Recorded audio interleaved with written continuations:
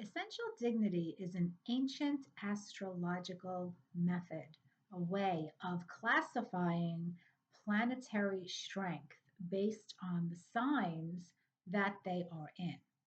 And modern astrologers often confuse looking at the essential dignity of or debility of a planet and reading into that as character analysis or even character assassination. So, for example, if you have planets in debility in your birth chart, you may be confused and think that astrologers automatically assume that you're a terrible person because you have uh, Mars in Taurus and Venus in Aries, or Venus in Virgo, etc. That's not the case at all. So in this video, we are going to specifically discuss what happens when your Mars placement is acting out of turn, out of character, when Mars is in debility. So stick around if you have Mars in Taurus, Mars in Libra, or Mars in Cancer, because this video is going to help you understand what that really means for you in your horoscope. If you have Venus in debility, go and check out the video I did on Venus. The link I'll put below. I'll try to remember to link it at the end of this video as well. And of course, if you know someone with one of these planetary placements, watching this video is going to help you really understand what that means. So before we get into the Mars signs and talking about all the nuances of that, I want to say hello there. Welcome back for those of you who have already subscribed to my channel. I appreciate and value you guys so much. So thank you for your continued support. And if you are new here, a big welcome. My name is Maria Di Simone. I am a professional astrologer, and you can find out more about me and my work over at insightfulastrology.com, where I offer personal consultations, astrology coaching packages, and I have an entire astrology school where I offer classes from the beginner's level all the way through advanced. So go check out my website if any of that interests you. And so let's get into it. Mars. Let's talk about the function of Mars in your birth chart first so that you fully understand that. I always like to call Mars the gas in your fuel tank. The planet Mars is very much connected to energy. It is the god of war. It is the planet that is connected to conflict, to assertive drive. It is our ability to get things done. And so, whatever sign a planet is placed in will tell us something about the style in which it goes about trying to get that planetary functioning, right? So, in Mars's case, how do you go about using your energy? That how the style of how you use your energy is symbolized by the sign placement. And so Mars rules a few signs. Mars rules Aries and Mars rules Scorpio. So if you have Mars in Aries or Scorpio, then you have Mars in what is known as its dignity, its domicile. It is its home sign. And that is the best place for Mars to be, not because it makes you the best person in the world, but because Mars is able to freely function and do all the Mars things naturally without impediment when it is placed in a sign that it rules. So there is a natural ease. And literally think of it as you being in your own house and you have all of those comforts. Everything is the way that you like it. Okay. Or even let's say you go and you drive a car and you own a car that has one of those nice settings where when you go into your car, it's automatically programmed. The mirrors are the way that you like them. The seat is the exact place for your height, for your comfort, for your leg room.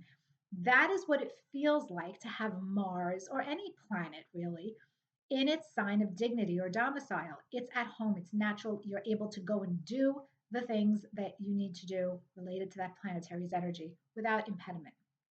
So when you have Mars, the planet of action, energy, drive, placed in a sign that is opposite the sign that it rules, as far away as possible, that is known as being in detriment or exile. And Mars is in its sign of detriment if it is in Libra, because that is the sign opposite Aries, or if it is in Taurus, because that is the sign opposite Scorpio. And think about it as, in a general way, as the complete opposite of you being all comfy cozy in your home environment. Think of a planet in exile as you being dropped off in the Sahara Desert. And instead of having the correct clothing and protection that you would need to survive a walk or even living in that desert, instead, you are put right in the middle of the Sahara Desert wearing a snowsuit. And you're forced to live in the desert wearing that snowsuit. It is not going to be comfortable. It is not going to be easy. It's going to cause all sorts of problems, right? And that's what it feels like to have Mars in its opposite sign, in its sign of detriment.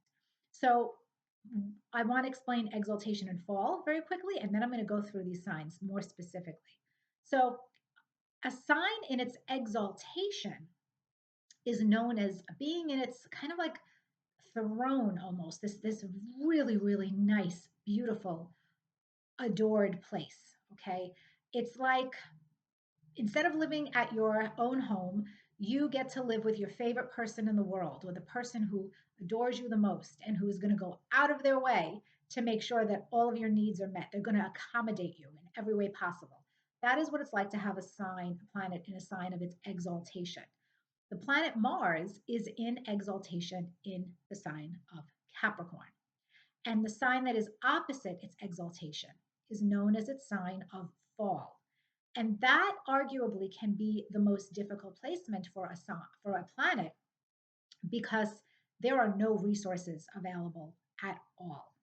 Nothing, nothing at all when you have Mars in its sign or any planet in its sign opposite its exaltation, known as its fall. Mars is in its fall in the sign Cancer. So let's now dig deeper and take these placements one by one and understand what it could be like to live with Mars in one of these signs. And we're going to start with Mars in Taurus. So if you or someone you care about has Mars in the sign of Taurus, the disadvantage immediately is that it is in its sign of detriment, exile, opposite its home sign, and it's being forced to do Mars things in actually a Venus ruled sign. Taurus is ruled by Venus. And Mars and Taurus really is forced to act in a sign in a way that's antithetical to its own nature. So Venus just wants to relax and chill out and have this receptivity. Okay, everything comes to Taurus. Mars wants to go and get something. Mars wants to generate. Mars wants to do something, to act. And Mars is forced to act in a very slow, plodding, cautious, stubborn way, a very deliberate way. Mars, that's against the nature of Mars. Mars wants motion, quick, move. Let's do this. Let's take care of it. Let's crush this. Let's kill this. Let's annihilate. Let's meet this goal. Let's make shit happen. That is the planet Mars. Taurus is like, all right, I just want to relax in a field of, daffodils and have a picnic. And I'll get to that work eventually in my own time. I'll get to that goal when I feel motivated. That could be next week, next month, next year, or never. So you can see how Mars in Taurus, it's immovable. It only does something when it really, really, really wants to. That is Mars in Taurus. But if it really wants something, it will go after it.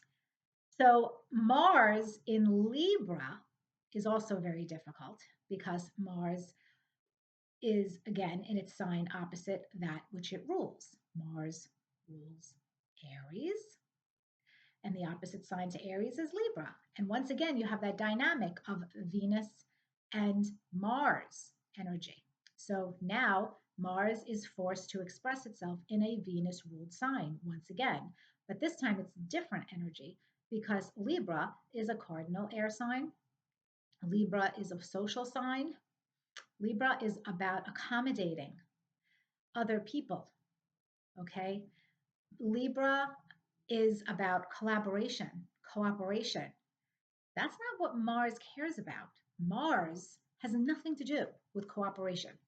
Mars is this like lone wolf warrior that just wants to cut through it and get to it and meet its goals, triumph, victory at any price, no matter who or what gets in its way. That's Mars. Libra is always thinking about the other person and what one's actions, Mars, are going to do to the other person. So when you have Mars in Libra, it becomes really difficult to effectively act because you're constantly being tripped up by considering what your actions are going to do and how they're going to affect other people in some way. And that can completely block you. So that's why Mars is in detriment when it is in Libra. Mars in Libra is known as like that peaceful warrior kind of energy or a passive aggressive type of energy sometimes. And Mars in Cancer also can be that expression of passive aggressiveness because these placements don't know how to express anger in a direct, healthy way necessarily.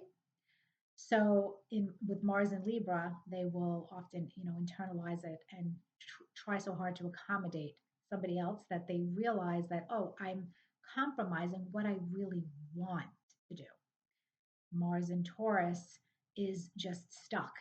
It's very often not able to make things happen, get things done in an effective way because their agenda, the goal for Mars and Taurus, is to just maintain what it has, to maintain security and stability. And so there is that that feeling of being stuck with Mars and Taurus.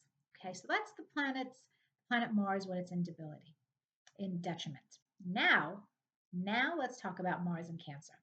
If Mars is in its opposite sign, Capricorn, it is in its sign of exaltation. And Mars in Capricorn is boss energy. Let me tell you, it is gorgeous energy because Mars in Capricorn can effectively use its action principle, its goals, to achieve something really worldly, major accomplishments, professional achievements, all the things that elevate it, that give it a feeling of authority. So it's really empowered, Mars in Capricorn.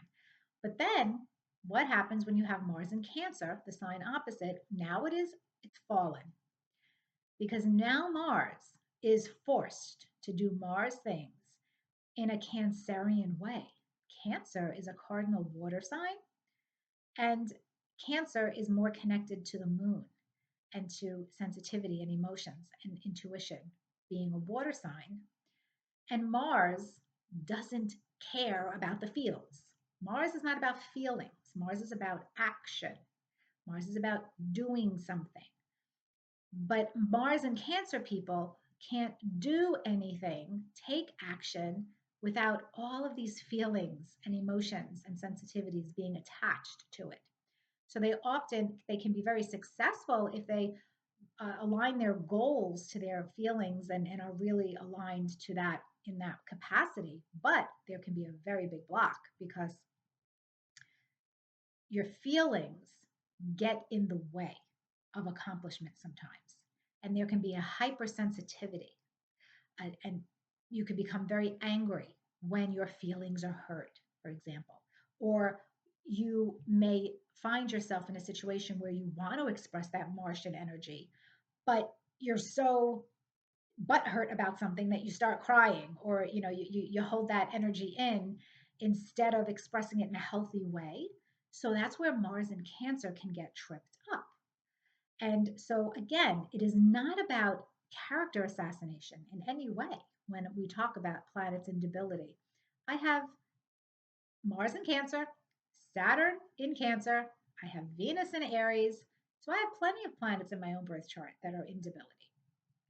But it is about understanding how those planets are required, forced to function in your birth chart, and knowing that that can lead to some extra work on your part to fully be able to execute that planetary energy in its strongest way possible.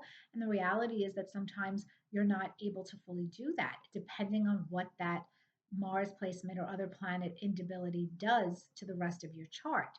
So again, in this video, just like in the Venus video, I'm not talking about what aspects Mars makes in your chart, or any other mitigating factors. There are many other mitigating factors, such as reception or mutual reception. There are so many nuggets. There are nuggets of, a planet might not have essential dignity, but it may have something called accidental dignity. That can't all be discussed in one video. And that's why if you have a planet in debility, whether it is in its detriment or in its fall, if you don't fully understand the nuances of that planet, consult with a professional astrologer so that they can help you really untangle that knot and see, is that planet actually working productively for you? Is it functioning so much better than you think? Or is it a real difficulty in your energy expression? And understanding that is just gold, okay? Because I do believe that so much in astrology is fated, but I also believe that understanding our horoscope and our fated birth placements empowers our free will because it activates our consciousness. And when we are conscious, fully conscious about our energies, both the high vibration expression of it and the potential shadow expression of it, this enacts free will because then we get to choose every day. Am I going to express that energy up here, or am I going to get sucked into that shadow expression? So I hope that these videos inspire you to learn more about your horoscope, dig into your birth chart, and see all of the amazing, incredible magic that there is within your astrology. Thanks for watching.